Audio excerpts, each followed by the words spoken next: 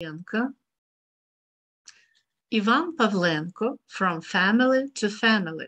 Chapter 1, Part 1.1, My Native Village. Read by Natalia Buzova. That corner of Poltava land, dear to my heart, where I was born and spent almost half of my life, is called Yashniki. At that time, the village had more than 200 houses and about 1,000 people. It was located 5 kilometers from Lochvitsa, the former Cossack 100 town, then the county, and now the district center. Where did such a name come from? Yashniki. There are several versions. The most likely of these is as follows. Not far from Kiev, on the banks of the Dnieper, was the village of Yashniki.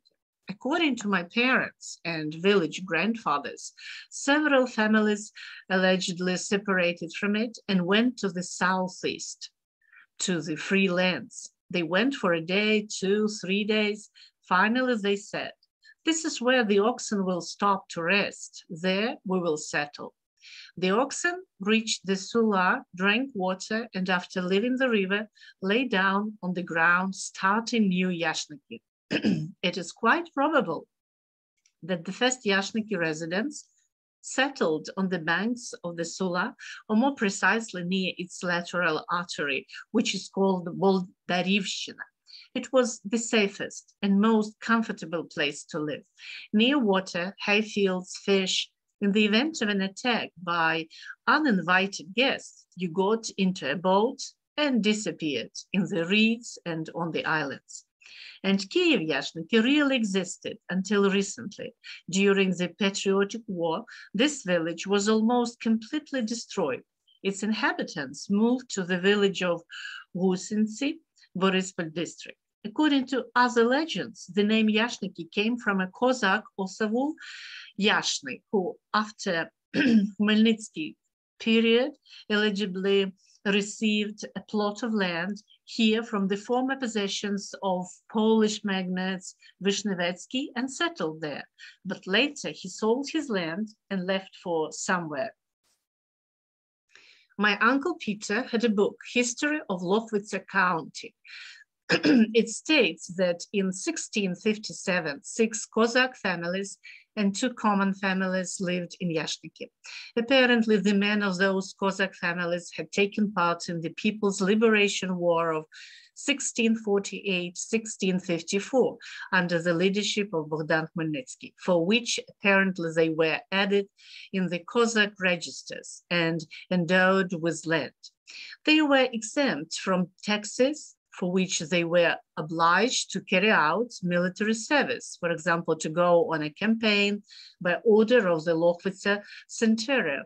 The common families were those peasants who had not got into the registers.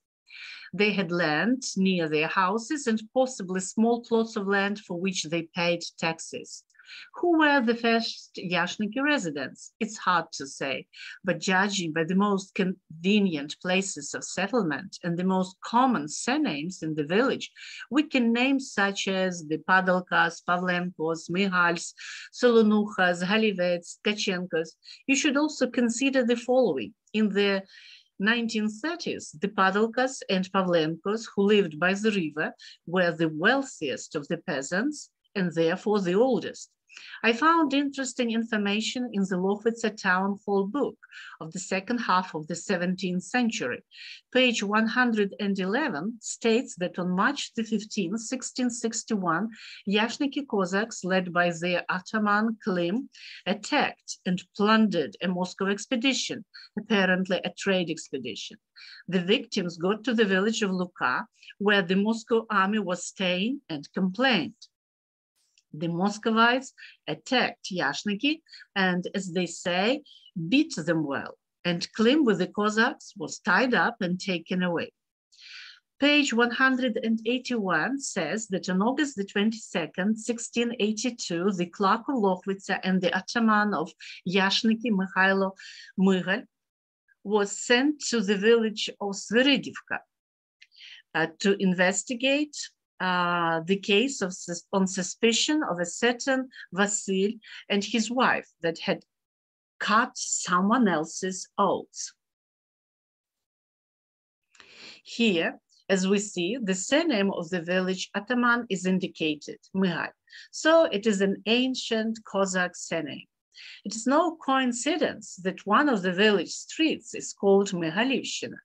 There, in my memory, lived the Mihails, and on the street, the Turlais, Kalembets, Buhariks, Filimons. In other parts lived such Mihails as the Tsirkovnys, Simonchuks, Jurenkos, Trotsaks. Since we have already talked about the ancient Yashniki families, here are the other surnames, and next to them, their modern nicknames on the street. 1. The first place among them should be given to the Padalkas. They lived mostly near the river. Their nest in the street, the Tereshkos, Ploskinkas, Prisyazhnys, Ulyanenkos, Samilenkos, Chytrys, Pahorkas, Gliyevys, Merekas, Martyuks. Of these 8 nests were dispossessed. 2. The Pavlenkos, Sheshenkos, our family, Domashenkos, Zahels, Onishkos, Kislichkas, Kalitas. Of these 5, Pavlenko nests and 1 Zahel nest were dispossessed. 3. The Mihail described earlier. Of these, 2 Filimon nests were dispossessed. 4. The Halivets, Ivanushis, Kozels, Klunaks, Prindiks, Hreks, Truchimoviches. The Ivanushas nest was dispossessed. 5. The Solonuchas, Prohorenkos, Yarovys, Karpenkos, Tichkas, Borisenkos, Yevgenenkos, Berezhnyuks, Rozdyrais, Olzhenkos. The Prohorenkos and Yevgenenkos were repressed. 6. The Stetsenkos, Strilets, Huidas, Stryapchuk, Yevdokimenkos, Andreychkos, Yakovinas, Humans. Yashniki stretched for 2.5 kilometers along the road from Lochvitsa to Luka. The village began with a corner called Hutor. Those were 12.5 houses that seemed to have escaped from a cramped village after the revolution.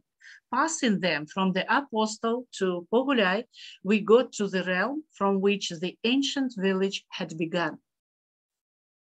There was a gate there before collectivization, from which ditches with embankments went in both directions.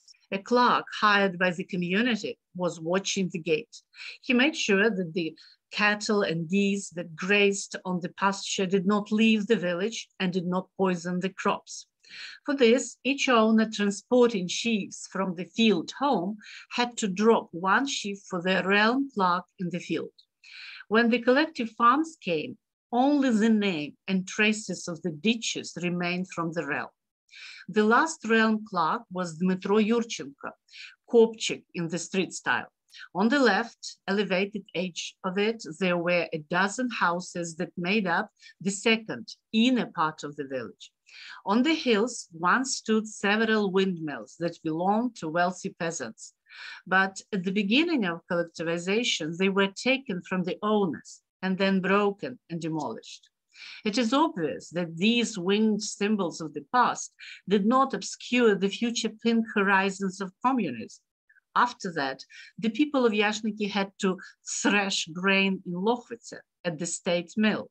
It was necessary to pay not only for grinding, but also for the collective farm cart. That's why people started making millstones, which were used to grind the meager earnings they received for their working days. And how those mills had helped them. But intentions and actions of district and local leaders then did not always coincide with people's, but they were decisive and sharp, like the blade of a sword drawn over a bare neck. 1 windmill still survived. It was transferred to the field and used mainly for the needs of the collective farm. It served up to the 60s, especially well. It rescued people during the war and occupation. The last miller was Khoma Grigorovich Davydenko, and when he died, the mill came to an end. It was also broken and demolished. Nobody thought it was a wonderful monument to our past. I must say that the territory of the pasture after the formation of the collective farm decreased significantly. The atoll economy began to grow here. In a few years, village craftsmen built 2 long stables, a cowshed, an ox shed, a pigsty, as well as a carpentry workshop, a smithy, a granary, and 2 wells with cranes. About a dozen good-looking barns were confiscated there, confiscated from peasants who had refused to join the collective farms and were dispossessed. And later, where the windmill stood, a 7th-grade school was built, which burned down during the war. Now there is a new collective farm office, shop, and kindergarten. However, it is empty because there are almost no children in the village. But along with the new buildings before the war, various landfills multiplied. Piles and logs lay alone. Dozens of broken carts stood in small pieces. Plows, cultivators, harrows rusted under the barns. Wheels, drawbacks, yokes, all kinds of iron, broken bricks, tiles, etc., were lying everywhere. But most of it was manure. During the winter, it accumulated like mountains, especially behind the stables near the cemetery, as well as in the area near the farm. After the war, in the 60s, there were smart heads who finally realized that all the stinking panorama in the center of the village compromised the very idea of building a new life, and the farm was moved to the field. At the end of the pasture, on its left side, on a hill, stretches a village cemetery with wooden crosses and towels. A mass grave could be seen in its very center. An old maple tree grew next to it. According to a legend, many people who had died of plague and cholera in the 1870s were buried there. Downstairs, near the cemetery, across the road, there was still a primary school built at the expense of the Zemstvo before the 1905 revolution. It had 1 large classroom and an apartment for a teacher. Although classes were held in 2 shifts, only half of the students were enrolled. Therefore, the Zemstvo rented another peasant house for the school. And even earlier in the village, there had been 1 school in the house of the deacon, Olshansky, which stood on the site of the current granary. Immediately behind the pasture stretched the main central part of the village, divided by streets into separate corners. Mihalivshina, adjacent to the grove, Semenkivshina, which led to Bondarivshina, and Lobodivshina and Prokhorivshina, which led to Perevolok. All that huddled to the river, its banks, where there were hay fields and fishing grounds. Mihalivshina, and the hill was Kruglyak, and then to Luka Ozero, and already behind it, Zaozirshina.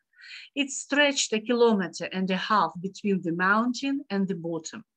To the left, in the foothills, white huts hid in dense gardens, followed by gardens, and even higher on the slopes were scattered small groves and single trees with bushes. You would go up the mountain, and the whole village was in the palm of your hand.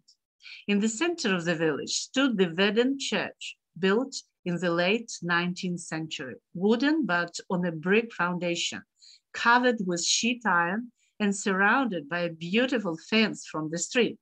In 1931, crosses and bells were removed from it. All its property was taken to Lochvitsa or simply looted and destroyed. Subsequently, the domed tops of the church were torn off and replaced by a simple barn-type roof. Since then, the church premises have been alternately either a granary or a club.